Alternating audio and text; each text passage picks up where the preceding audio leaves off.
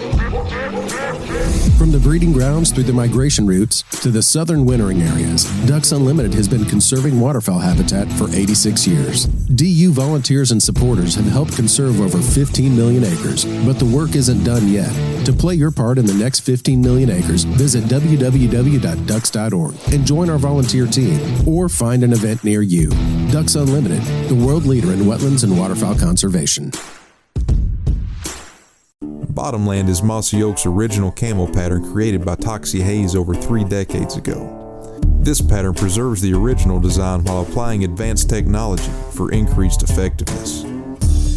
The same field-proven components and colors, the same dirt and bark elements, the same ability to blend into dark environments and obscure a hunter's outline from every angle. Mossy Oak Bottomland.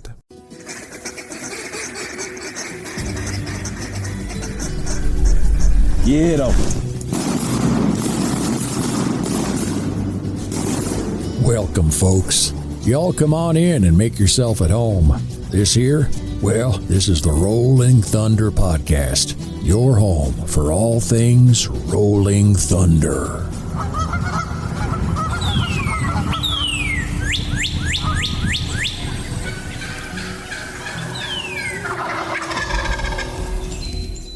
This episode is brought to you by Mossy Oak, because everything is better in Bottomland. Kent Cartridge, quality matters, performance counts. Shen Gear, waterfowl gear that is built better. Benelli USA, dominate the skies. And Ducks Unlimited, the world's leader in wetlands and waterfowl conservation. Roll the dice. All right, we're live. Oh, boy. Welcome. We're here. Welcome to the Rolling Thunder Podcast. Let the thunder roll. This is a rough crowd. This is nap time, and I'm 4 beers in. Oh, it is 2:30 in the afternoon on January the 8th, and we're podcasting from the mud room here at North Delta Duck Club. We are on it. We are licking our wounds. The Ducks won today, fair to say. They haven't been winning, but they started winning again. It's not about the killing. It's about the experience and enjoying camaraderie out there in the camaraderie. Yeah, I mean, guys, it's okay. You know who says that? Guys that don't kill much. Yeah, That's who says that. Yeah, the guys that are killing don't care. Well, sure was a beautiful sunset. I don't know if any of those kind of people were there today. It was not enjoyable. And I'm sorry. Because I know that y'all enjoyed it less than I did. At least you're wearing the same britches. which is something I cannot say has always been the case for me around here. All right, let's kick it off. Let's go right into it, Brad. Take it from the top. Yeah. It was kind of, I did kind of have PTSD. Somebody made some coffee this morning that was extra strong. And I was like, nah. We got to Hellhole, got to the levee, and I was like, whoa, I could feel a little rumble. I was like, no, I'm not this good. I mean, this is the only outfitter that I know of that buys dude wipes by the case. Literally. I took a picture in the God Shack. I was like, this is serious. Back behind Blind Six, we call it Toilet Paper Alley. You can't go anywhere without stepping on. Looks like a snow goose spread by the end of the year. And they pitch on it, too. It ain't been raining. It's pretty damn nasty back there. Ooh. Yeah. Is that you taking the shits right in the middle of the road? I don't want the leaves and shit, and I just grab onto the front of the Can-Am and just let her go. Well, apparently y'all had what happened the other day? Was it you that came back in the blind and somebody was stripped down to their skivvies? Yeah. That was a first for me. That was a first for me. How did you see that? No, I heard the story last night, and he was like, it's never happened before. I was like, actually, to be honest, it happened to me last year on the levee going to hell. Somebody said that looks like a skinny Eric.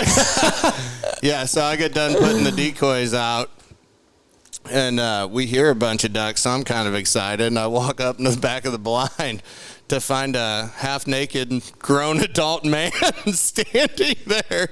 I'm like, sir, what kind of duck hunt do you think we are on? You said, what's going on here? I go, I'm going to have to kindly ask you to put your clothes back on, like right now. This is not the time. This is not the time nor place, buddy.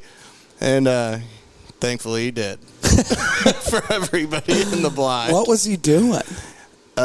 He was hot and still feeling the effects from the night before. And maybe a little that morning. I don't know. Poor guy. Yeah, but he bounced back. Smiley. That's the part of guide life I just don't think I'm cut out for. It ain't buddy hunting anymore. Yeah. Here's the thing. When people ask my perspective on guiding, they're like, man, but you don't really get to hunt. 95% of the people we take are enjoyable or even more enjoyable than our friends. Yes. Truly. Because, like, those guys today, we had a very marginal duck hunt, but from where they come from, at lunch, they go, hey, man, you thought that was bad? We thought that was great. That was awful. That was awesome. They had a great day. Did you say like, awful or awesome? And I wasn't really even referring to like the numbers of, ducks you're killing and that kind of stuff. I was just referring to how many people on night one let their hair down. I mean, and just go berserk. Oh yeah. Oh, that dude was doing a backflip in the lodge 2 nights ago. Yeah, big facts. Big facts. Did not land it. Broke his toes. Yeah. Moved the furniture and everything. Yeah. Was this a bet? No. Was he it a dare or just a? He took it upon himself. He was a diver in college, and Greg Louganis, huh? Greg would have stuck it. He needed about another 30 inches for that. Oh, it wasn't close. He almost got hurt. Yeah, you just got to be a little bit athletic. Y'all should have perched him up on the hearth of the fireplace and had him. That way, he had a little extra clearance. That way, he hit the back of his head real good. Yeah, I mean, yeah, we were nervous about that one, but he lived. All right, so give me a little bit of the backstory. How did y'all get to here? I mean, this is for those listening. We've got Eric Rinehart, Brandon Martin, and AJ Vogler. Mm-hmm. All right, so what? How do y'all know each other? Give me a little bit of backstory. Well, me and Vogler met in college. I tell this story frequently. People said, "How do you know Eric?" That comes up in the blind a lot. I said, "Well, I met Eric spring semester. You rushed in the spring, didn't you?" And for the first semester, I hated this guy. I mean, could not stand being around him. I just don't see that.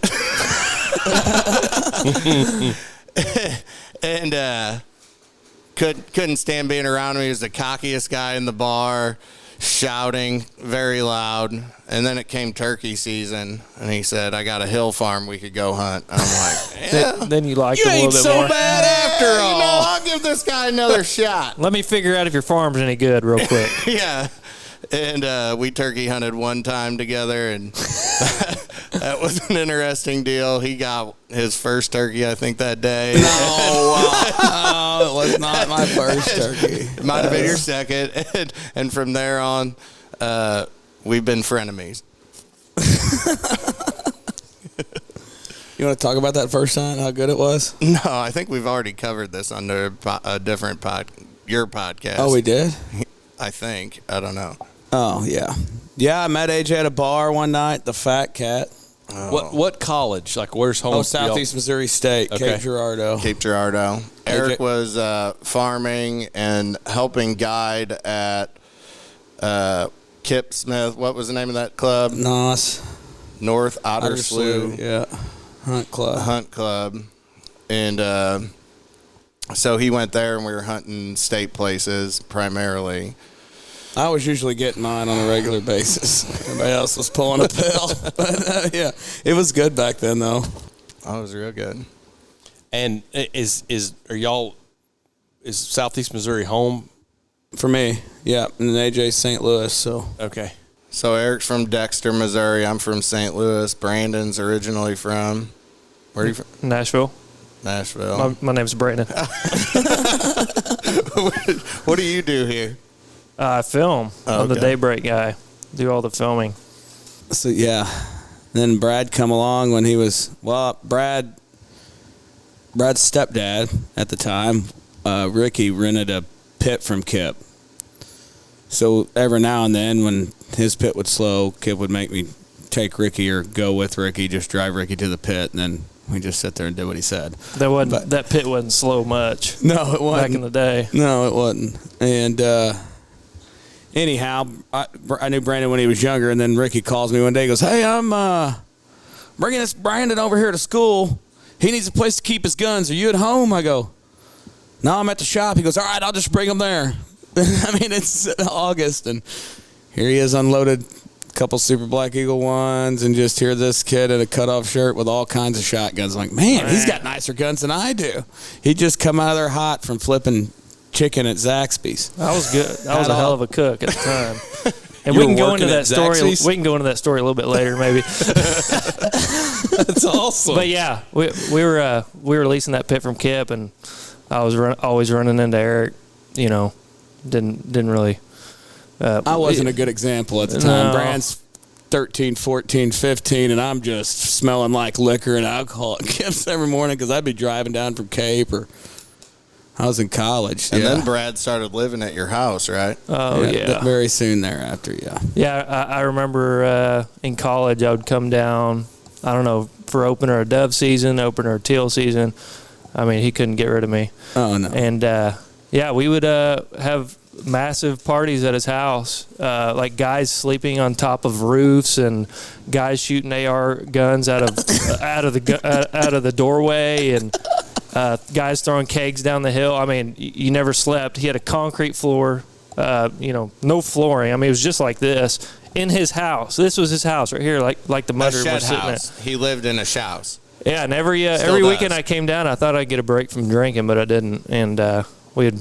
When you say came down, like came you're down talking from SEMO. We all went to SEMO. I was okay.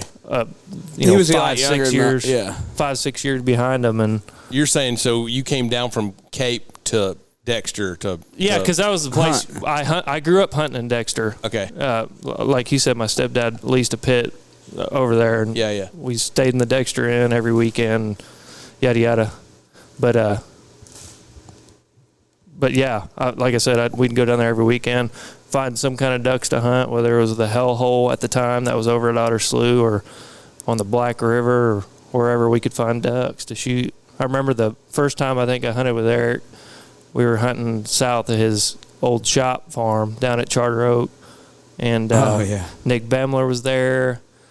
I don't even know who else was there, but we did anything to kill a duck. We literally drug pallets out and sat them in the rice so that our layout blinds weren't sitting in the water. We didn't kill a damn thing, but it was pretty cool. Of ducks. Great idea. Yeah. He had plenty of ideas too.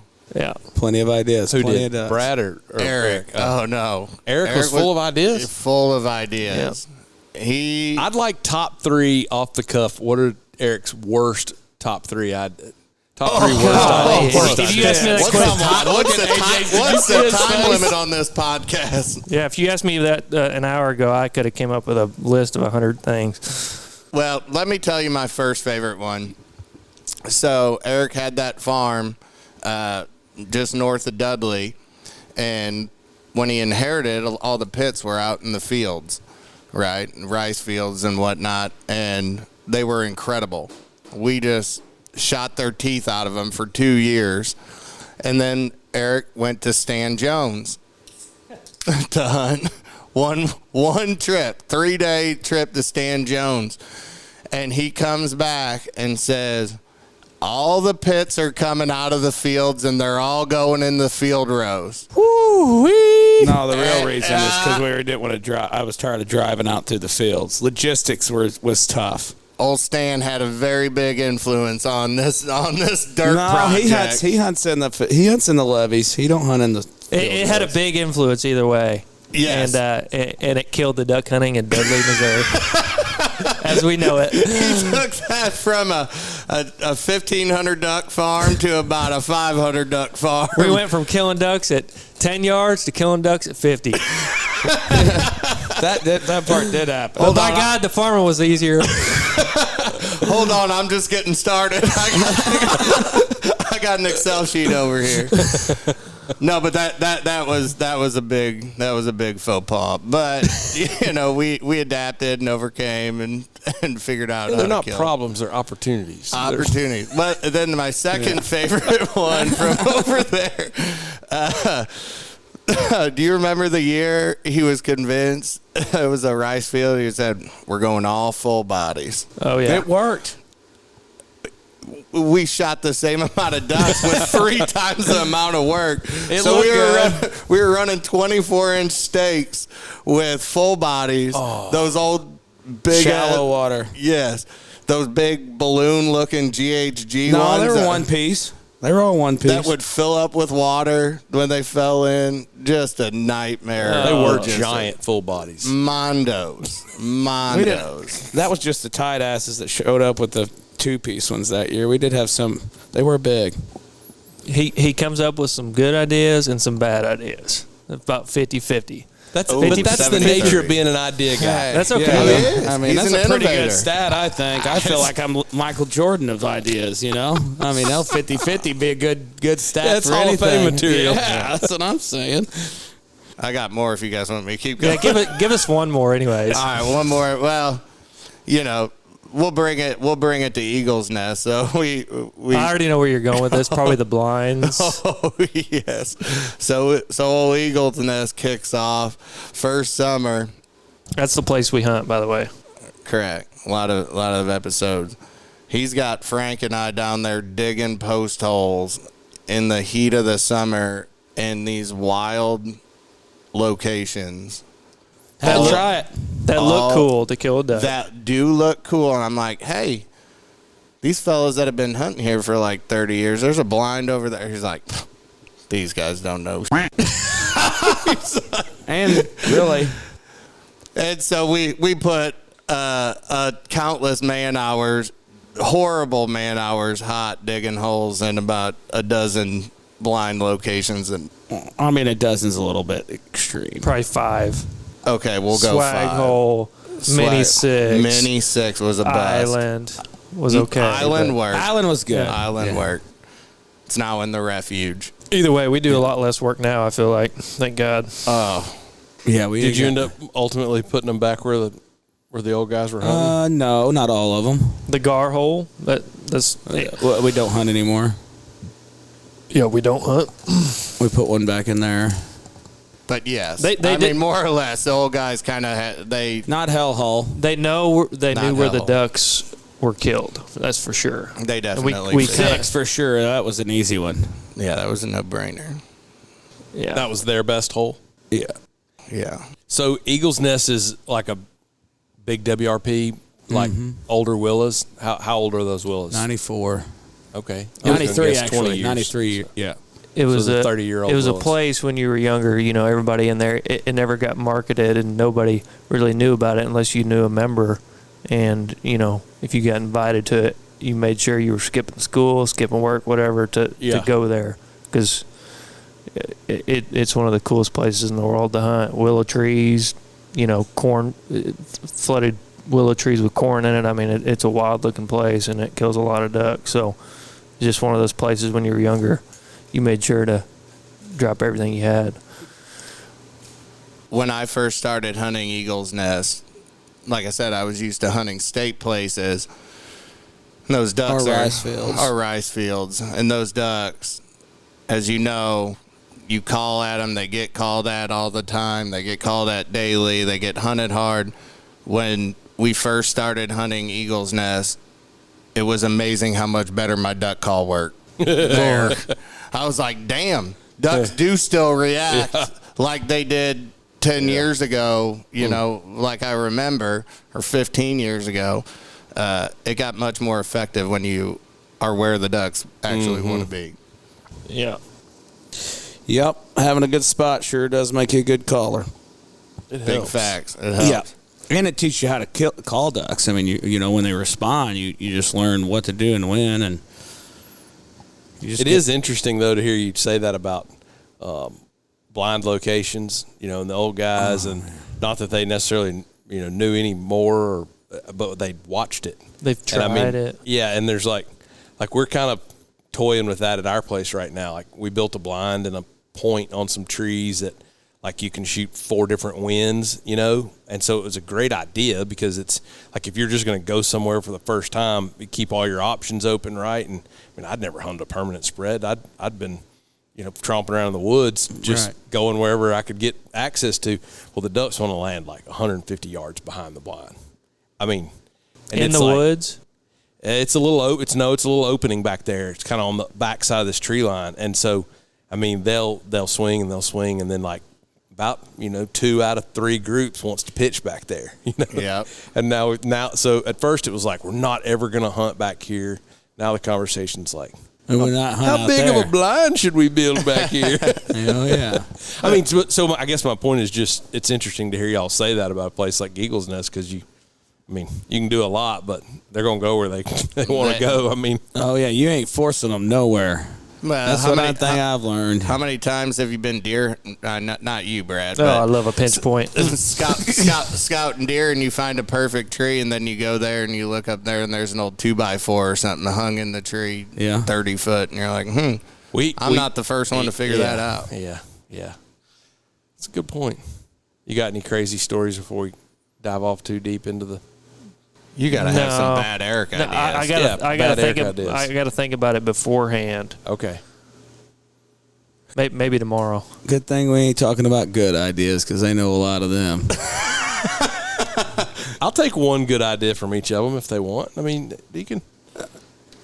No, I'll hit you with. I'll build you back up. I'll break you down and build you back up. All right, Coach. Let's hear it. Classic management. That's right. The snow goose rig over there that had never really been done over at Dudley. Eric, the spread. The spread. Is that y'all's permanent spread? He put in a permanent spread, had never really been done, and that was kind of the first big land water snow goose spread in that area. Or anywhere maybe. Right, and that killed a ton of geese, thousands, for many years. But it did take us about 2 years to get where we were killing 20 or 30, and then the 3rd or 4th year started killing hundreds. Well, the first year we had 5,000 decoys covering an 80-acre section. We didn't really know what. Man, what was the magic recipe? In a nutshell, just everything set right. I mean, just where your decoys go is the biggest, most important. Really, thing. He's not sharing secrets. Look at him; he's keeping it. I mean, so give me there ain't no secrets anymore. It's over. Well, that's fine. I want just from a high level, like you're talking about 2 decoys or 2 dozen or 200 dozen. We use 3,000 full bodies and 500 floaters, give or take. Now we'd have to move our floaters a lot, about every wind. But so you were hunting is it a rice field, shallow water? Yeah, and it would the water would be to the north, so you would shoot over the water. Okay, and then you'd flood the water right up to the pit edge, like from me to you, or closer if you could get it. Yeah, really right here. The closer you can get it to that edge, the better. And then you would use the full bodies to hide the pit, and you would blend them into the water. So you would blend the full bodies in with 24-inch stakes when I got out in the water, so that there ain't no transition or anything. It was just smooth, flat. And so you're shooting south wind. I mean, because you're facing north, and those geese are trying to set up on that little 80-acre. Yeah, there's 80 acres of water, and I mean the decoys were close together. Yeah, they were. Maybe a foot. We had a little trail going to the pit, and you couldn't walk anywhere else. It'd take a dog to find the geese and the decoys. You weren't just really walking around and getting them. It was so tight. Interesting. But the biggest deal about that, to me, was the water, A, and B, that we hit it right on the edge of where snow goose hunting started to become cool. Now you go over there, there's spreads everywhere. And those 100-day birds days are just and permanent spreads they're kind of gone. You know. So you had a duck pit there. I mean, you had 12, man. I built it just for this. I just dove in. Pit? No, I still got the pit. It's 44 foot, like Osceola. Oh yeah, no, not an Osceola. Bio to View. Oh yeah, I think like the little top. Oh yeah, it was something. And we put it in. It was pouring down rain. We were so excited. I put it in January. because it took them so long to get the damn thing built. Yeah. Oh, Adam Lyerly's known for taking a minute. Oh, man. He's colossal. Good, nice guy, but boy, he was. Yeah, and it was big, and nobody really snow goose hunted out of a pit. They done permanent spreads, but they thought you had to they didn't think you could set one spread in a pit and shoot them. I mean, Habitat Flats didn't even have pits then. No. They were dragging their layup blinds. Nobody thought it could be done because they thought you had to move the wind. Move your blinds with the wind. They would drag them to the other side of the hole. So if you're moving your floaters, if you had a southeast or a southwest, you just adjusted your kill hole a little bit, kind of thing. Right, just kept them from flying over the decoys. Yeah. You don't want geese flying over decoys until you shoot them. Really, if you can somehow pull that off, which is very hard. But north wind, we just roll with it. You just turn around and shoot them at 50. Who cares? A snow geese. Instead of shooting them at 10, you shoot them at 50 on the north wind. And would y'all just sit there all day, just trying to pick flight days, or what? All day. Oh, that's why it's hard. You can't do it when you got a family all day because you never know, and you're never going to have it right. It's never going to be right. Now we chase feeds. No, the permanent spread deal is over for us. Well, I might have one more. We were four 4 for 8. I kept track of it. What do you mean? 50% on when we got the geese and when it was just a on feeds last year. But no, like out of that pit on chasing feeds or on permanent spread? On chasing feeds, we were 4 for 8. Okay, counting it as a win. Oh, huge win. Yeah. 4 wins, 4 losses. Would you say your 4? Okay, so chasing feeds. Would you say your 4 wins were better than your 4 wins with a permanent spread? Oh yeah, because you're out of there by 10 o'clock. Yeah, that's why. It's all day. You kill 100. Like you killed 250 out of a pit. You're there till 4 o'clock. Mm-hmm. But there was a lot of our biggest days. That one day we killed 5 of us killed 220. Me and Gerald and you and. You're usually only. You're usually hunting. All day long. So. Doing what we're doing with this spread feed deal, it's a heck of a lot easier. It's a lot easier, and you can kill them and get home. Yeah. Because we know literally right off the bat. Not right off the bat. You're coming there from a roost, and you're in. Either come in or they don't. Yeah, then 30 minutes. We rock, paper, scissors on who's going to run them up a couple times, and we go home. If we don't, And there's not a turkey that gobbles hard enough or a mallard duck come through the trees. The snow goose deal, when it's right, is the day we killed 300. That was the best hunt of my entire life. That was the funnest I've ever had. Most fun you've ever had? Grown adults. That's strong. That's I'm not going to argue with him, but that's an opinion. That's a bold statement, Cotton. When they're migrating in a permanent spread and you shoot from daylight till dark, it's a load of fun. I can see that. I'm when you shoot a case and a half of bullets, but it is long and drawn out. So are you 12 people shooting? Yeah, deal like that. Everybody's bringing 1 case, 2 cases. You just never know. Every day. Typically, no. On permanent spread deals, but on the feed deals, everybody's feeding, bringing like 2-3 boxes. Yeah, I'm just saying in the permanent spread days, that's really what I want to hear about. Yeah, but in 2017, we shot 114 times, or 2018, whichever year. 18 was the spring that was so awesome. Yeah.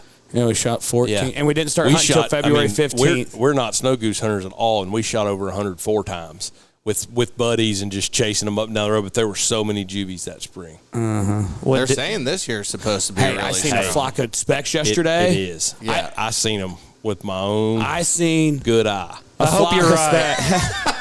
I don't know if they'll show up, but I'm telling you, section after section. I feel like I hear that every year. Man, the hatch was awesome. I seen a flock of specks yesterday, and there was 30 in it, and there was not one goose with a marking on its belly. They were all juvies, the whole bunch. Yep. Which is a sad indictment for January the 8th that there's a group of juvie specks here.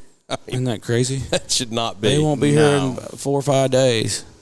But yeah, the permanent spread deal.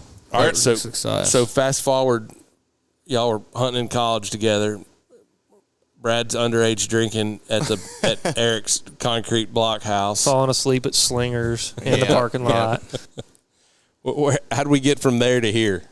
Well, I farmed for a while, and then this deal come about, and where offered to buy eagles, or they offered to sell eagles, or we thought there was a chance they'd sell Eagle's Nest, and Andy'd asked me 3 or 4 times, hey, why don't we start guiding? We can do this with all the ground we got. I'm like, man, we ain't got a good enough spot.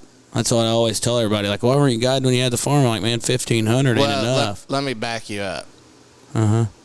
Which we talked about a little today, was Eric and I made a pact right out of college. We guided snow geese for 2 years. Oh, I forgot about real action waterfowl. Well, that's what I was going to ask you. What was that? So either he had to write a paper or I had to write a paper, and he was like, Eric paid me $50 to write his paper for him.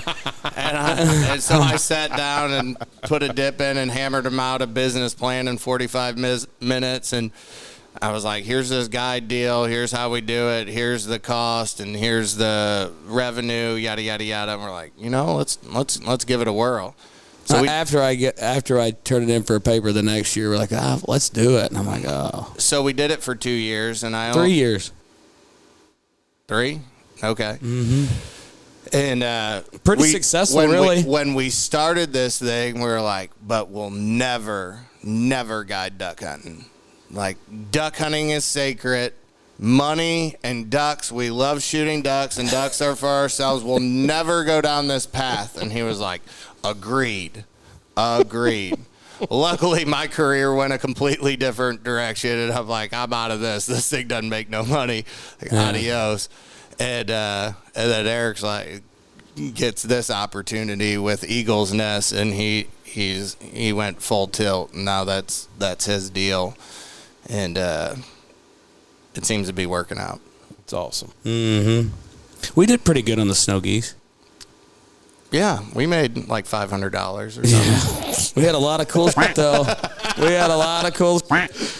Were y'all circus gadgets? I mean, y'all try all of them, all the flappers, all the flyers, all the clone spinners. I mean, buddy, we have tried everything. Dude, I've got enough snow goose stuff in a barn over there. Whew. Yeah, flappers, rotaries, just crazy amounts of stuff.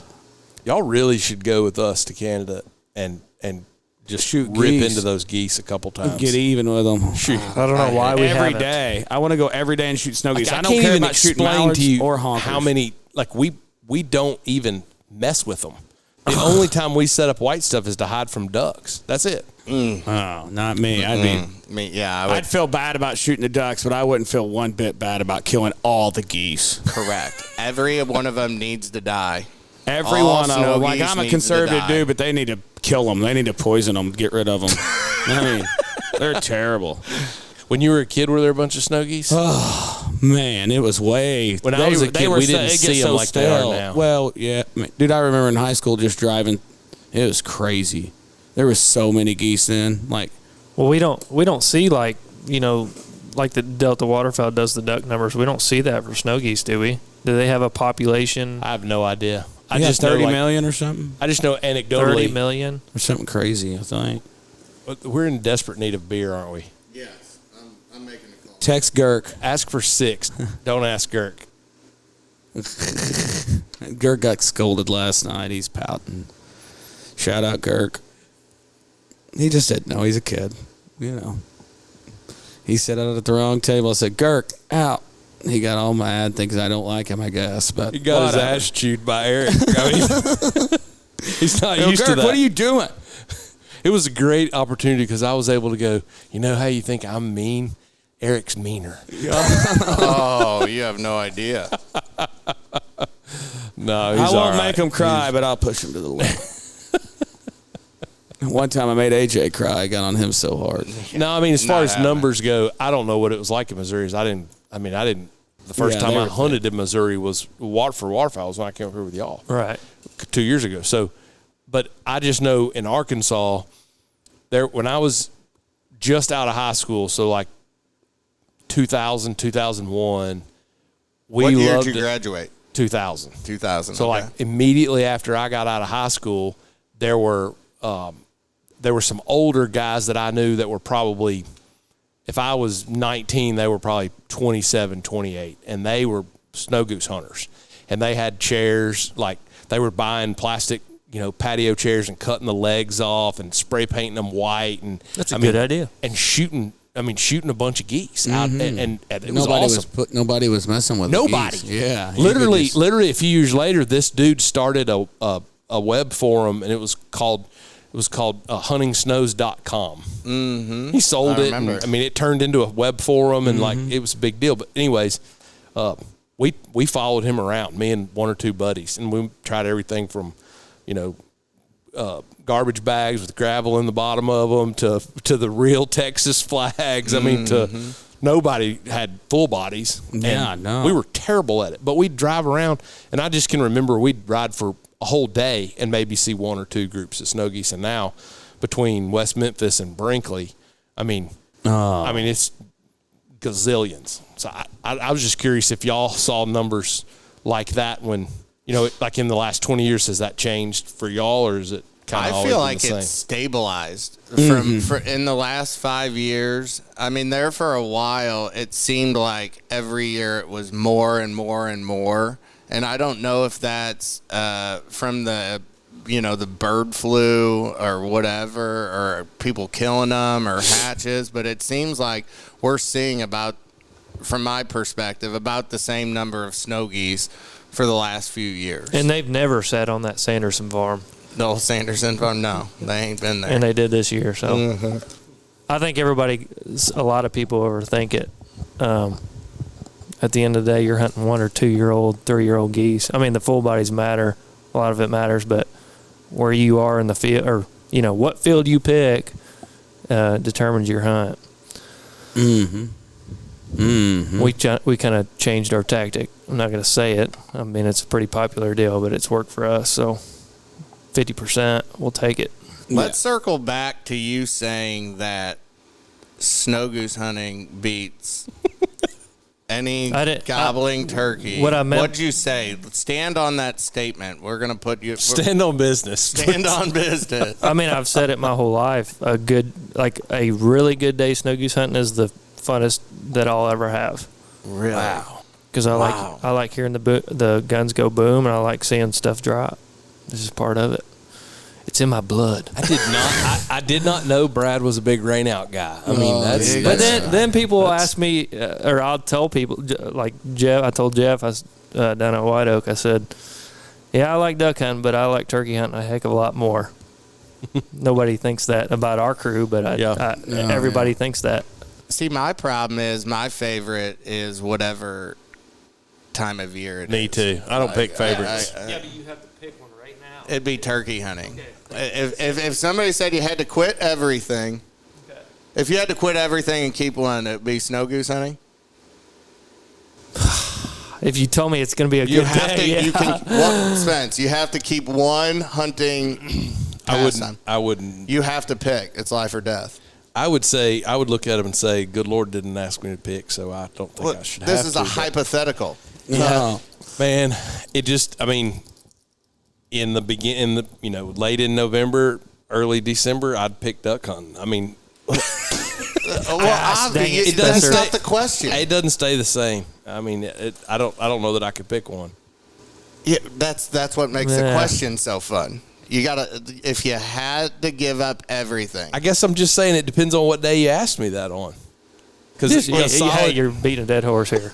All right. Oh, I'll get it out of him. Yeah. I'll get it out. Maybe come over here and grab his I got 6 beers coming. We're gonna find that. I'll say turkeys. It's January the 8th. I'm kind of tired of duck hunting. All right. Give him a round of applause, baby. We got to the bottom of that. Yeah. What's yours pick? Turkey hunting. Okay. And my second would be elk hunting. Yeah, we haven't done that yet. And that probably would top everything I've ever done. I will say I'm not a huge big game hunter, and that was the most intense adrenaline rush I've ever experienced hunting. Where was it? In New Mexico. But, the elk I shot was 35 yards and bugled. Like, I was at full draw when he looked at me and bugled and then turned his head. And I let the arrow go and then lost all. I felt like I was at a Pentecostal church speaking in tongues. Oh, yeah. It was unbelievable. You had to love that. It was. You had to love. That was your one time and you said, I'm good? I've been one time. I went on a 3-day hunt and I shot him in the first 2 hours I was there. No kidding. Oh, well, that's why you're ruined. It's easy. Just find a pinch point. Get above them. It's turkey hunting on steroids. It's making moves and calling on bigger terrain. Yeah, it is. It is. Eric would love it, but you got to be in shape for it. Son. Right. I got a 7-minute mile in me right now. Yeah, I better not start. A 7-minute mile. That makes my hamstrings hurt thinking about it. Wait, did you just say you I could bet run I could. How much? I don't know how if I much can you want walk to the bet? next day. How much you want to bet? I got $100 that says you can't run a 7-minute mile. He's got them killdeer legs. That things go fast. I've got $100 I'd be willing to put on that, but I feel like for $200 he would run a 7-minute mile. You want to do it? I haven't seen him run That's from here to $200. the lodge. You want to do it? I mean, it'd be torture, but I'd pull it off. It's mind over matter. I'm plenty It's athletic. simple, It's up to 200. I love that simple, about Eric. It's a mental game. Let's go. I've got a You big just told part me, of- going back to your Shaquille O'Neal analogy, Spencer said he could do leg presses for the next every 2 day years. for 2 years. You He ain't still never could- going to dunk a basketball. But dunking a basketball like Shaquille O'Neal and pulling a 7-minute mile out your ass for a $200 bet, those are different. Yeah, oh yeah. I mean, a 7-minute mile's tough, Especially but when you're it's an not athlete, bud. You're talking to a marathoner, buddy. I forget. 26.2, put it in the bank. How come you don't have a little sticker on the back of your truck? You didn't see it? It's right there below his bumper there. Is it? No. No. Right under the... I like dude sticker.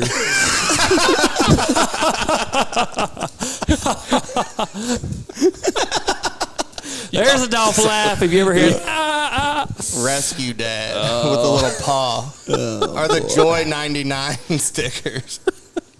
Yeah, so yeah, Real Action Waterfowl. We had a big following coming out of that deal, and then what? Real Action Waterfowl. I guess I took it over. Hashtag grind. Hashtag hunt raw or don't hunt at all.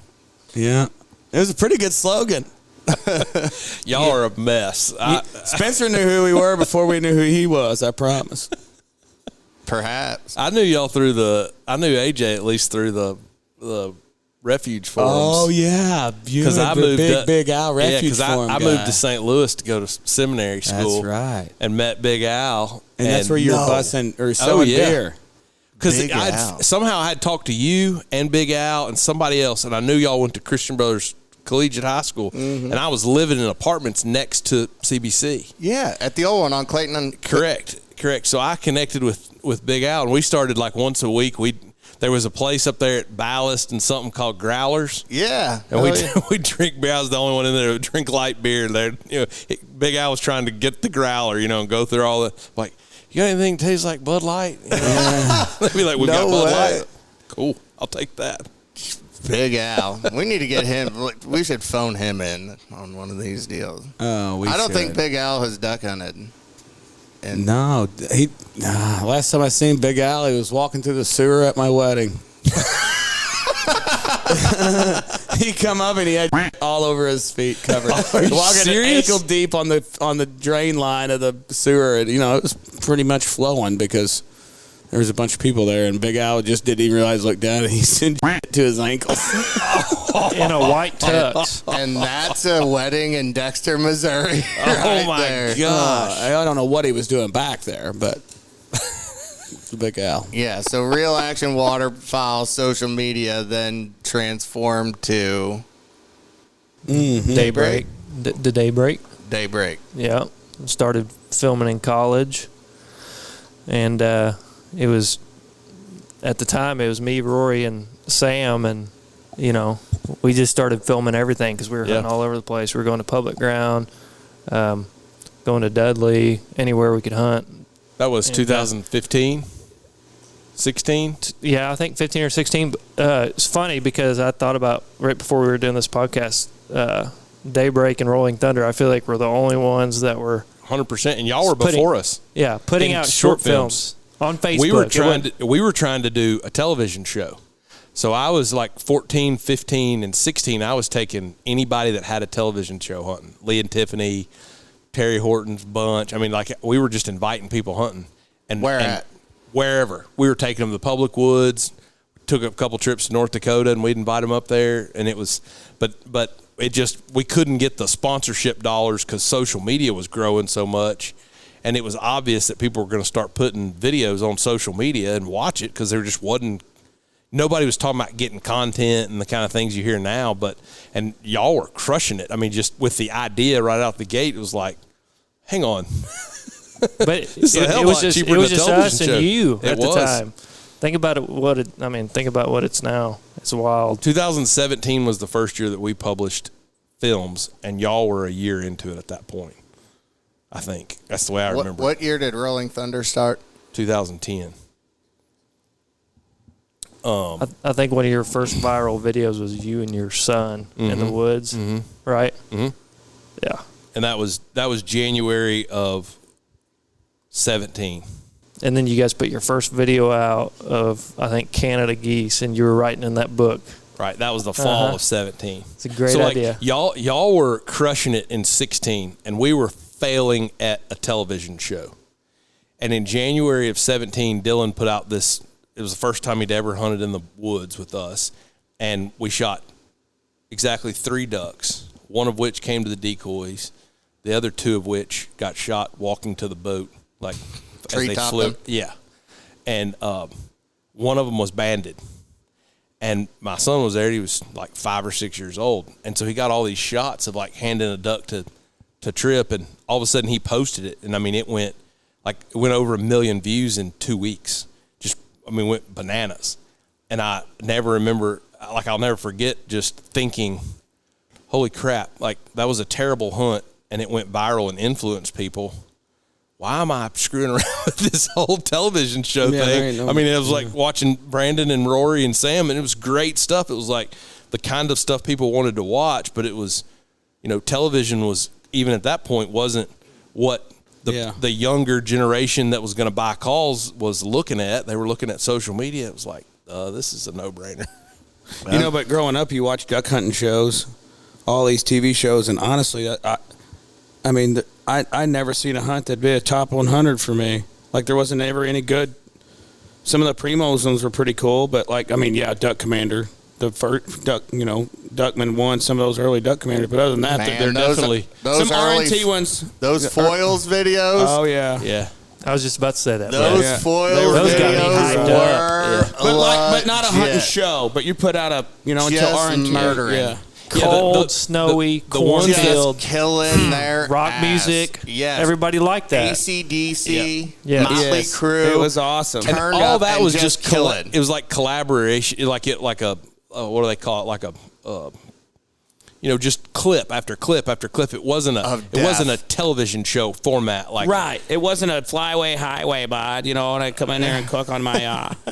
Well, just think about it. It went from like the foils migrator of just like death to like now you have like almost the Heartland bow hunter, like the leaf falling out of the air and like watching a deer breathing, and like you got to be somewhere in between the two of them. I want to see stuff dying, but I also want to hear the tale. No, y'all were definitely, Rory especially saw that. Could you imagine where that guy would be today? No, just killing it. No. I know he was not a fan of hunting out of pits. Oh, no. And I remember that one time I took him out to the old G-Bottoms pit out here, and we killed a 3-man teal limit, and I've never seen him smile like he did that day. It's like, damn, Brad, this is awesome. Yeah, shooting your gun is fun. It was so weird. I don't care what you're shooting at. He just went weird and went. Yeah, that was weird when he went to the no pit deal. Turn purist, kind of like just wouldn't go. Yeah, I don't have that purist in me. I don't. It's just genetics, Just something when they die, whether it's out of a pit or standing against a tree. That purist thing is that's like a psychology, because people do that with fly fishing and with, you pick the recreational topic. People, golf. You have your purists. You have your opportunists who are just I am an opportunist. There's either one of the two, and it's you're far apart. I have a preference. I have a preference. If you say, hey, you could do this or that. Yeah, right. Yeah, I'll take the cooler of the. I used to be like you when I just wanted to see stuff die. Wouldn't care how it got on the strap. But now with the camera, obviously I could care less about that anymore. Yeah. But if I got back on the gun, I'd be right back in it. Oh, you'd have been over there in the pontoon banging on ringnecks with us this morning. This guy, he the minute they're not give me that gun. If you're not going to shoot, give me that gun. I ain't filming nothing today, and he's over here just ringing them out at 65 and in. I'm ready to go. You put me in a rice pit with 3-inch BBs and watch out. I ain't here to watch stuff flutter when I got a gun. Oh, no. I'm into the fluttering. Yeah, but when you know they're not going to flutter, that's my point. When you know they're not going to flutter, I'm going. Yeah, I agree. Hey, boys, this ain't going to be pretty today. Just get ready to shoot. Oh, boy. And don't comment on my call shot. Man. I had to scold Will and them yesterday a few times, very harshly. Can we go back to our Eric bad ideas? Or are we off that topic? You're more than welcome. There's still 3 more available because Brad didn't give any. Didn't. So can we go back to a shot call on the snow geese? Can we dredge those up? Which one? You know. Is it like a specific? Oh, yeah. Just in general. That'd be a great story for this. I mean, yeah. So this is the only group of geese left in southeast Missouri. The only geese. There's not any geese further south. And we are banking on this. Our buddy Dragon, he sat on them all day. We were excited. It was probably only 2,000 or 3,000, but every one of them were juvies. And we're all excited. Frank's here. He's pumping the music. I'm excited. I'm going to get some badass footage. And go ahead. Oh, we walk. It's a bean field. I set the decoys perfect, I will say. Oh, yeah. You set all of them. A damn cut bean field that was wet to begin with. So it's a mud field. Oh, yeah. It's just a mud field, basically. Yeah, and they're getting water and out on top of it. Yeah. We're laying on backboards, and here the geese come. And mind you, it starts raining, so the mud in southeast Missouri is just, now it's saturated. We are literally laying in soup. And and this group of geese comes in about 3 or 4 different times to about 35 and 40 yards. Nah, maybe closer. And Eric, like, we've all experienced, like, buck fever or seen somebody go through it. I've never seen somebody, like, lock up. Like, the man who's never at a loss for words. He just didn't call the shot. He just Let couldn't him fly right off. He come through the decoys 4 times. I just sit there. They were closer than 40. Oh, they were in there. A whole wall of them. Now, mind you, there's 10 people that he'd lassoed into this mud adventure. The best part about it was, they swung around one time. Everybody was chattering. What are we doing? Swung around twice. All right. You can hear Frank. He's filming on his phone. I'm sitting behind Frank and Eric. All right, let's go. Nothing.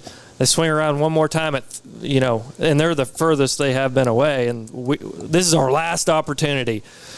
And he doesn't call a shot. First thing he does is get up on his knees. He goes, I said kill him. That's what I said. I said kill him. I said, no, you didn't. Everybody is scolding him. Everybody's ready to beat his ass. To me for 6 weeks. People were chasing him around the spread, trying to catch him to beat him. He ran. He was running through the field, and people were trying to hold him down. And then Frank discharged the pistol at the homeless guy that disappeared into the ditch. Yeah, that was a day. But I wouldn't Speaking of Frank, who is Frank? How does he plug into this group? So Frank's dad was best friends with my dad. Okay. So growing up, I grew up with him, okay, best of buddies, fished his pond behind his house since we were old enough to fish. And then that turned into duck hunting, and he and I are... I love Frank. He's one of my favorite people that hangs around here. He's just so chill and kind of... He won't ever be he'll always be the last one to go to bed. He's like, yes, that's exactly right. And the first one up. Really? Yeah. Every day. He's in 4th gear all day. Yeah. All day. Yeah. Oh, yeah. It was a bad day, though. They wanted to kill Eric.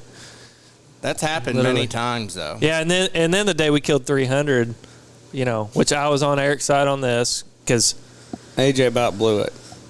AJ, as much as you don't want to admit it, that day it did not matter, and those little twigs wouldn't have done anything for us. But I didn't think it mattered on selection of the spot, about an 80-yard spot. I was a little perturbed that we didn't even look at my setup option prior to setting. I was in the groove, man. I'd been on them. I was like I was an Indian. ready to kill that one. Yeah, you were the guy coming down from St. Louis, hadn't seen it all year. We've been in the tunnels, just going to war in the trenches. In the trenches. We didn't want a guy from St. Louis telling us what to do.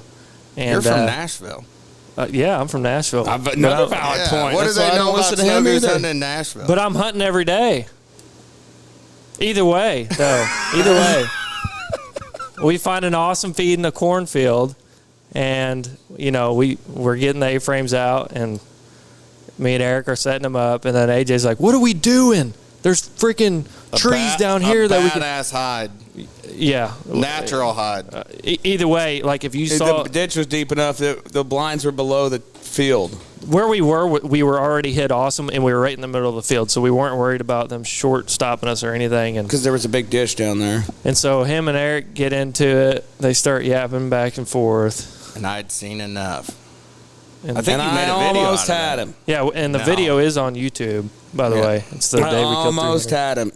He slipped up, and I could have slammed him on his back, but it would have ended well. Because then he y'all would have tangled. We wrestled, and I slammed him against. I had him. And we were. It would have been more like me falling gracefully on top of AJ into the ditch, but at that point, everything would have went. Yeah, we wouldn't have been wrestling no more. No, he got it. He got it. I think it was videoed. It was 100% videoed. But I almost had you watch and see if you think. Let's do a poll here. Yeah, you tell me if Doug Funny had any chance. Jimmy Neutron over here hasn't lifted a weight in 12 years. Look like a killdeer. So let's just say that somebody wants to find this YouTube video. What would be a good thing to search? Daybreak Outdoors on the YouTube channel. It's the most recent snow goose video we put out. 300. This is real recent. Real recent. Last year. I thought we were talking about like college days. Oh, no. Oh, no. I mean, I might wrestle him tonight. I don't know. We still go at it on the snow goose deal. Yeah. The snow goose deal is interesting because you hunt for 60 days and everybody's tired and wore out. Of course. And then it's like more work than we're used to. You're tired, and then the losses are big. Yeah. So everybody's a lot higher stakes. A lot of higher stakes. I mean, you got a lot of 6 and 8s and 10s in the duck hunting days, and then in snow goose, it's 200 or 0. Yeah. You're a 0 or a hero. And the zeros are offensive. I mean, they kick your ass. They hurt. Yeah. They hurt. And then Eric did an interview in that episode, said, boy, I can think of 300 reasons why I was right on this one. I was right. Either way, it didn't matter. No, it didn't. That day. But I got some more bad Eric ideas if you guys want to. Yeah, if we run out of ideas here. Yeah, if you run out of topics to talk about, just let me know. I'm cooking them up. Eric's Ideas Weekly. I love it. So give me I guess on a more professional note, give me the elevator speech on North Delta.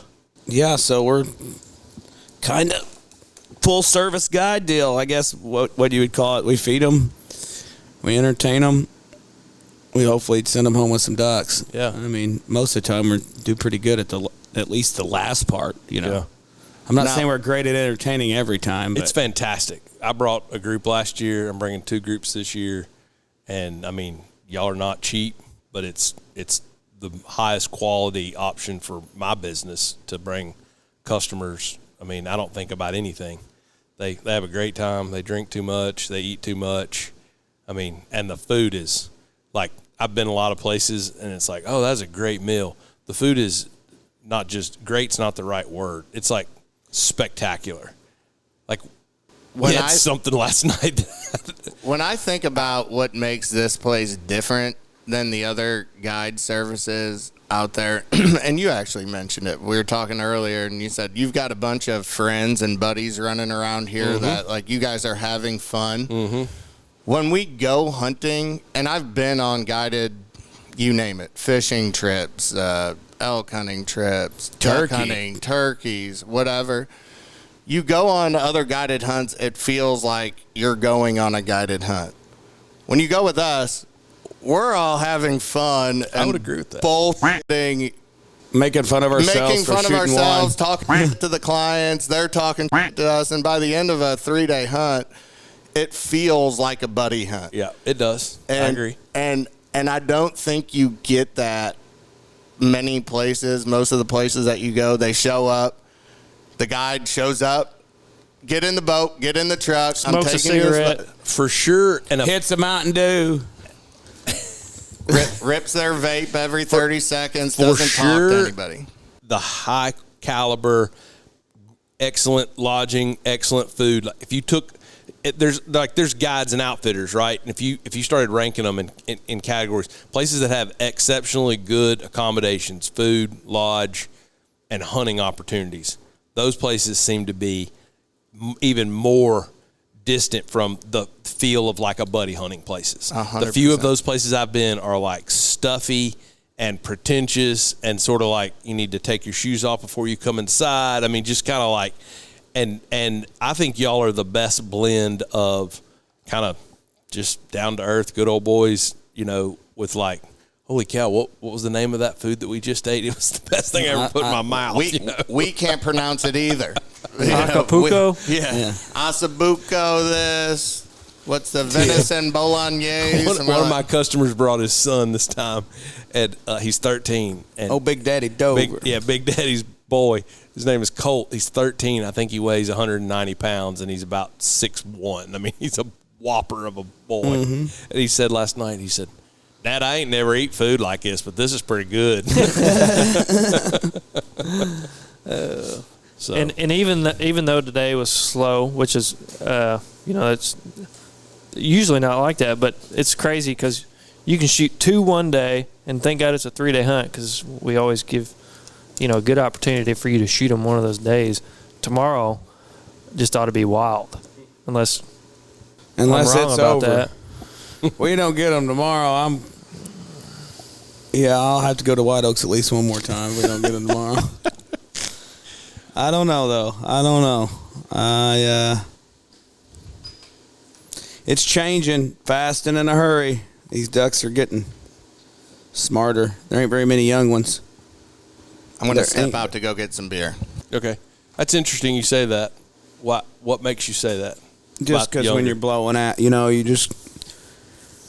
When them ducks are trading around and traffic ducks like they were today, if there were some young ones in there and you were hitting licks on them, I mean, I hit some good licks on them today. Like I had some good licks, and I was just like, you'd get a little bobble, and you'd see the group kind of just get a little flicker in it, and always drag back and get back in V.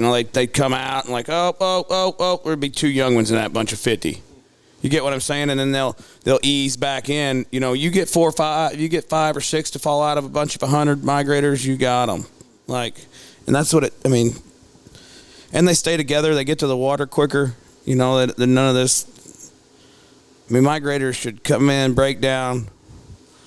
Once they get, treetop or whatever, they swing downwind. You hit them one time, they come light. That's how it usually works. Those ducks we were calling migrators today that we saw, what direction were they flying? Like south. Real foot. To real foot. So, I mean, they're literally following the river. Yeah, and they cut it off. That's what I think happens right there. So there's a bend. Eagle's Nest is kind of roughly in the flight line into that bend, and they're just, I think. Yeah, but on years that, I can't stress this enough, on years that we have, I think, a good duck season, it depends on weather and rain and all that, and I'm not talking about timber hunting, I'm talking about, like, traffic spots, like we're hunting. It makes such a difference when you have a good hatch and when you have a bunch of young ducks because you can tell, back in 2015, 16, 17, we had a bunch of young ducks. I mean, it shows in the numbers. And we haven't had that in the last 4 or 5 years, and you can see all these people getting fed up about duck season, yada, yada. It's just, it really makes for a good duck season when you have a good hatch. And we obviously didn't have a good hatch this year, and I don't know many people having a good duck season. Now, we're not that far behind in numbers, but yeah, we're clearly not. That's what's bizarre. But it's been the teal have been crazy thick, and that plays out the last 2 weeks. That plays out in the numbers. Teal are up 20%, mallards are down 20%. So that's so interesting. That's a lot of ducks. First year we've said mallards go back north.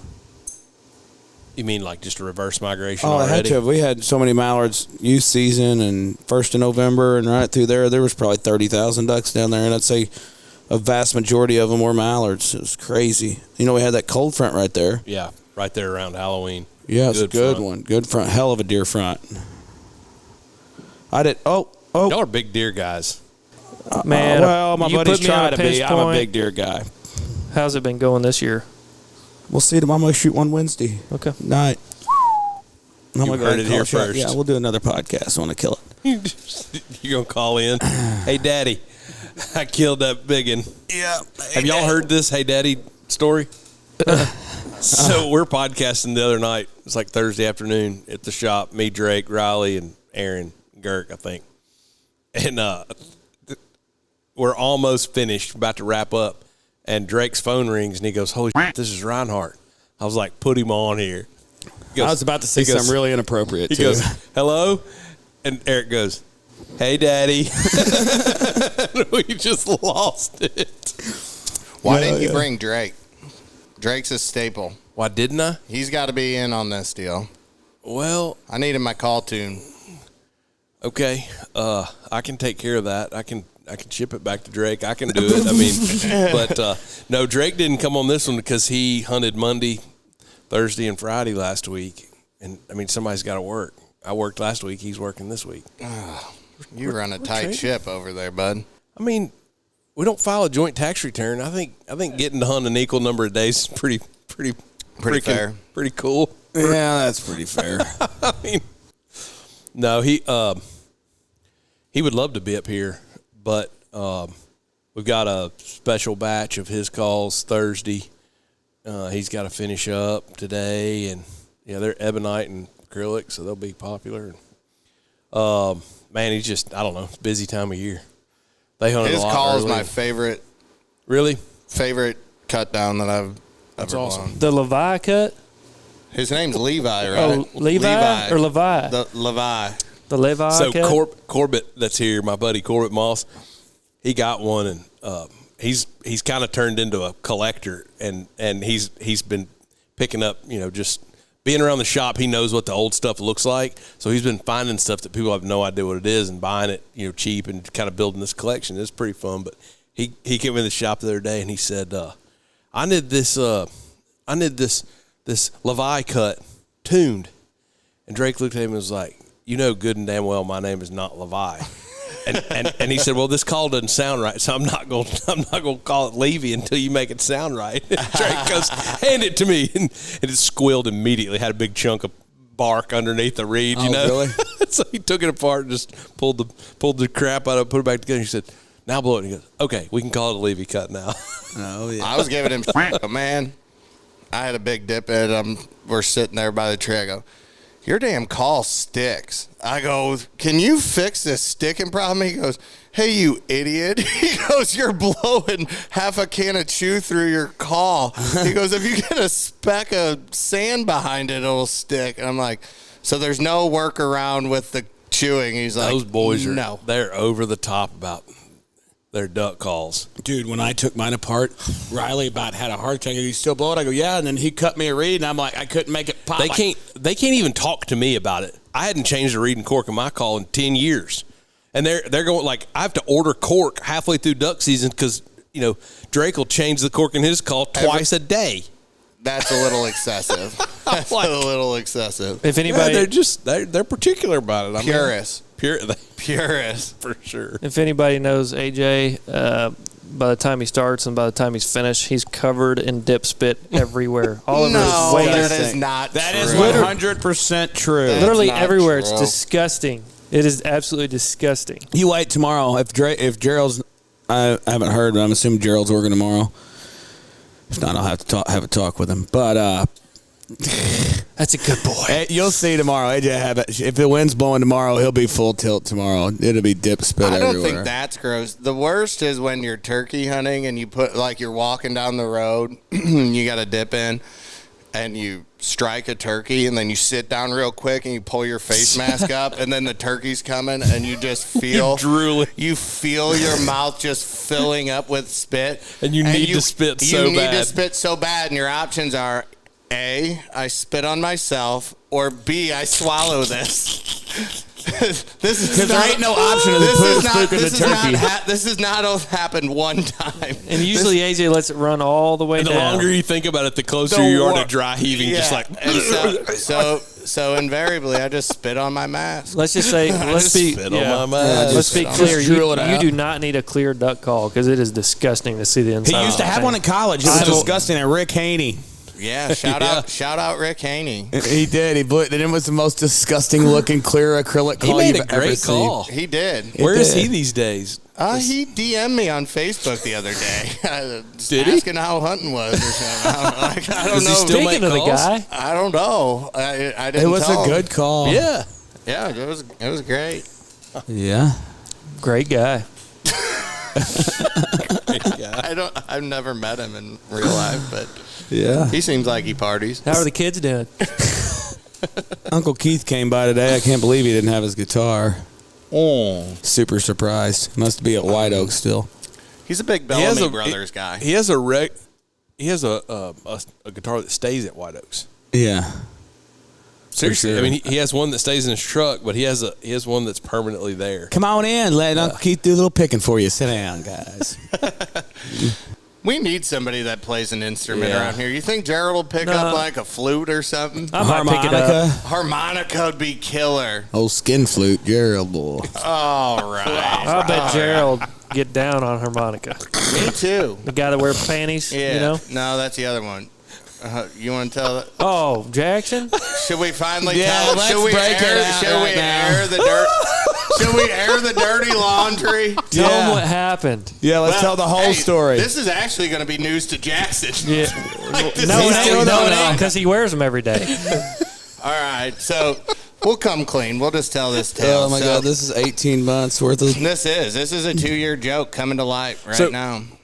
Make sure, as a preface to this, make sure when you tell this story, you tell your part of this story. I will, so that I can tell my part of this story. I will tell the true. Oh my True gosh, background. It's a bad deal. So it was the night before opening day last year, and in the North Delta group chat, Jackson White, one of our helpers, videographer people, kind of came at me in the group chat, and I was like, you know what? I'm gonna get this guy back somehow. So Frank and I were out here. I'm like, man, what should we do to get back at this kid? And Frank goes, let's start telling everybody he wears women's panties and that you caught him during work weekend wearing ladies' underwear. How'd you catch him? Go ahead. So the story goes, this made-up tale goes, I walked into the guidehouse and he was showering and his jeans are there and there's women's underwear in the jeans. And you can't hide that. I mean, Right, you can. You It's wear right there. panties at He's that in the point. shower. I'm going to use the bathroom. And so we just start telling all the clients. everyone, literally. On a slow day, If you were at North Delta in the year 2022, we told you about this incident. The Cisco driver was asking about him the other day. Right. So we tell no less than 150 clients that Jackson wears panties. Hey, did you hear about the guide we've got that wears panties? And they would all look at you like, no, They're don't like, tell us. and we're Well, like- on opening day, we saw him with, with blue jeans in. We tell them real apologetically. and So stuff like AJ that. AJ didn't tell anybody that this was fake. He was bringing panties from his house and putting them in Jackson's clothes so people would randomly see it. Also like true. the other guides. He didn't Also tell none of the true. guys for like 3 weeks, and then we Also finally had to true. tell the rest we, of them. We had a couple decoy panties mixed in there so to really add to the believability. And it actually made a couple guides come clean. Hey, I wear panties too. I mean, I came clean.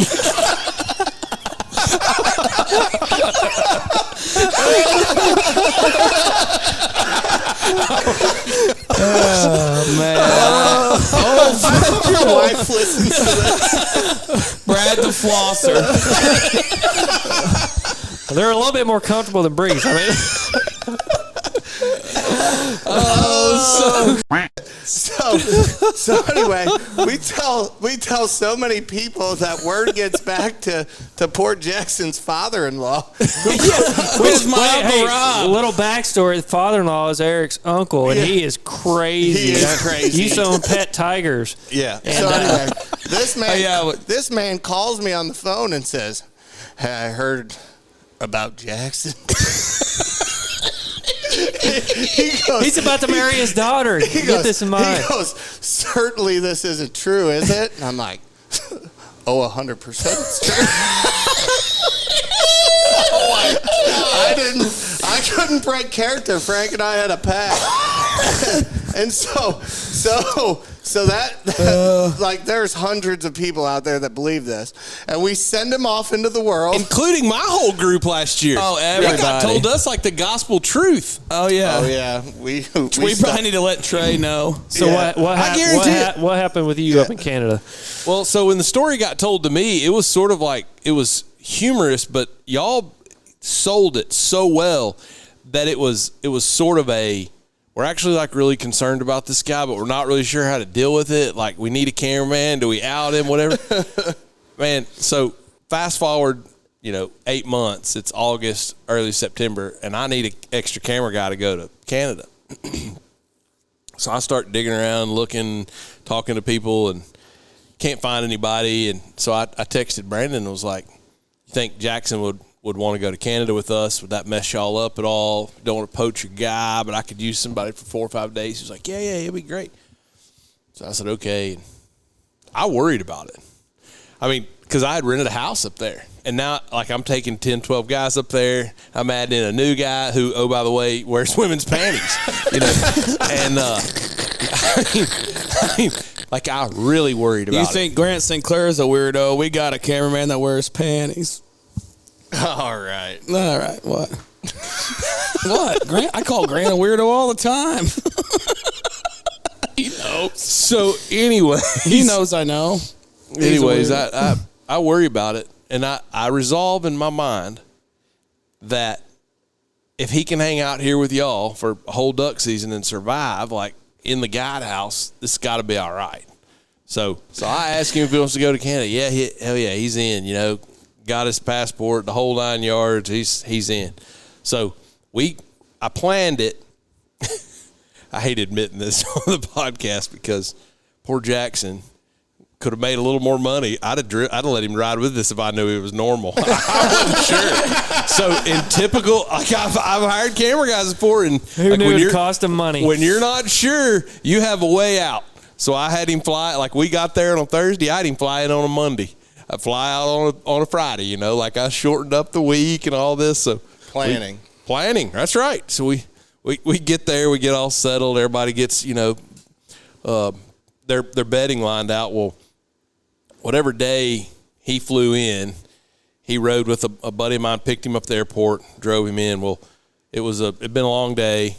I'm in bed, and we got air mattresses laid all over this Airbnb, and it's maybe 9:30, 10 o'clock, and I hear a little noise, at my door. No, I did not have the door closed. Door eases open, and I look up, and Jackson's standing there in my doorway. Beetlejuice looking son of a gun. Backlit, Beautiful. And he goes, hey, if you don't mind, I'm gonna blow up an air mattress right in here and sleep on the floor. I'm like, yeah, all right. I mean, that's fine. I mean, truly there weren't many spots, so I'm laying there. I'm already exhausted, And I'm like, this is where it happens. This is exactly how something gets really weird. So I'm like checking his airline to see when he can get him a ticket to fly back immediately out. sleeping on my back, and wide-eyed, not sleeping. Yeah. So he gets his air mattress all set up. Next thing I know, shuts the door. I sit up in bed. I'm like, Jackson, got to keep that door open. We need to be able to circulate the air through this place. He's like, oh, okay. The door open. Poor Jackson. We go through the whole week. Friday, we're finishing up. Yeah, I can't remember what was going on, but I called Eric. It was me and Drake. That's it. In the truck, and I called Eric, and I was like, man, something had gone on. I asked that we how needed. Jackson did. I called to check out how Jackson did. Yes, that's right. You called and you're like, hey, how'd Jackson do? And I was like, man, he did fine. And I said, man, I'll be honest, I was really worried about it, Eric. I mean, that whole wearing panties thing really kind of messed with my head. And I go, wait a minute. Yeah, you went, do what? And I was like, y'all said he wears women's panties, right? And I mean, I said he was a perfect gentleman and perfectly normal, and you just died laughing. You were like, hold on, we've got to three-way Vogler in on this. And that's when you know we got him. Oh, yeah. He Chalk told that me one that up for story, Frank and and I Vogler. died. Frank and Vogler got him back. Oh, Spencer's man. sitting here bragging on Jackson, and he goes, man, I just can't believe he wears panties. I'm like, I got to call you. And I didn't even talk anymore. I go, I got a three-way Vogler. He goes, what's wrong? And Spencer kind of caught him off guard, and we had to break the news. So That's impressive. So he doesn't wear women's panties. Well, we don't know that. That hasn't been proven. Oh, we would tell him all kinds of shit. We got pretty carried away by the end of the season. It was bad. We were making up some wild. Well, when y'all told me, his father-in-law did not know. Correct. And somebody made the point. I don't know if it was you or Frank, but somebody was like, I mean, Eric's struggling with I it said it because at Christmas. It's his, it's my uncle or my cousin or something, whatever the family. One of her cousins got him panties as a joke for Christmas. As a dirty Santa. Just a coincidental. And I've got a picture of him at family Christmas wearing a lingerie, and he won Dirty Santa, and he held. I go, Jackson, hold that up. Let me get a picture. And I sent it in a group text to North Delta, and all the guides at this point thought it was real. We didn't tell a lot of people for a while. 3 weeks. A lot of people thought it was real. The people that had sense knew. Yeah, I mean, I knew.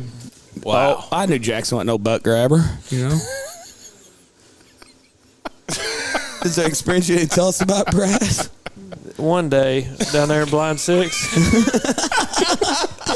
Y'all are too much. Oh, man. You might not want to air this one. Yeah, you might want to wrap this one up. No, it's fine. We just got another pitcher of beer that could go on a ways. Yeah. Well, it's been a good time, and that story is great because it goes to really sort of circling back.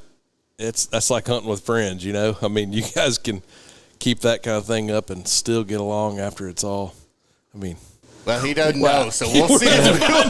He's fixing to find out. We'll find out if we can all still get along. If you can wear panties around this group, you're all right.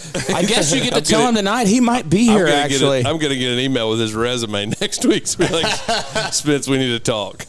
Yeah, I'm out. You were the only person who hired me knowing full well that I wore panties. I like it. I'm going to need some bottomland panties. So, Girk, it's not that bad, bud. You could be worse, bud. All right, like you can pout around, but it could be worse. We could make an 18-month joke about you. He's the next target. Oh, gosh. No, Tread lightly, Girk. This is a rough crowd. He's the next He target. was so nervous. He wouldn't even. He was like, "Can I put the camera on Eric or not?" Like he was like, "So I didn't know. I didn't know he was mad. I guess I got a little drunk." You got a lot drunk. Well, whatever. I went to bed at 9. Went to bed. Abruptly went to bed. Yeah, because I almost Some tripped. call it passing out. Well, wow. You did drive from here to there. 100 foot. Oh, me.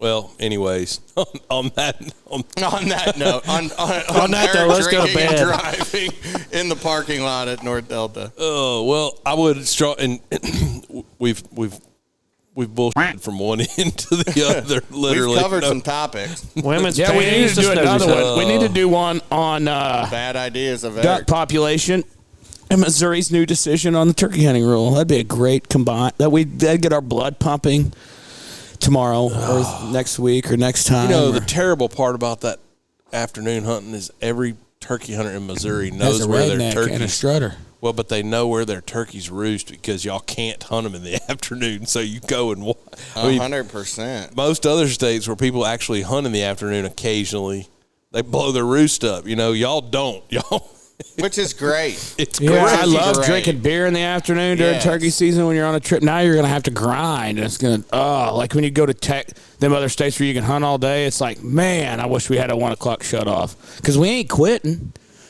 I mean, we Ain't got no quit in this group. You guys are ridiculous. we don't. Well, if you're looking for a place to entertain some customers, or just get made fun of, or make fun of someone, or if you're into wearing panties, come on along. Got something for everybody down here at North Delta. Come on in, the water's nice. I can honestly say, strongly recommend y'all's operation. You're doing a great job. Keep up the good work. And I guess with all that, thanks for joining us, and appreciate y'all's time, boys. Let the thunder roll. Thank you. Let the thunder roll. Ladies and gentlemen, boys and girls. By the way, that is Jeff Mickle. I still have that saved, and that is going to be a part of the teaser clip. Let the thunder roll. Hey, y'all, this is Spence and Frawley, and just wanted to say thank you for listening to another episode of our podcast. We really, really enjoy producing this podcast and would be really grateful if wherever you get your podcasts, if you would subscribe to the Rolling Thunder podcast and give us a 5-star rating. Somehow, apparently, out there in internet la media land, that helps our podcast to be found by other people like you. So we just want you to know we appreciate you listening, and we'd like to ask you to subscribe and give us a 5-star review and keep on listening.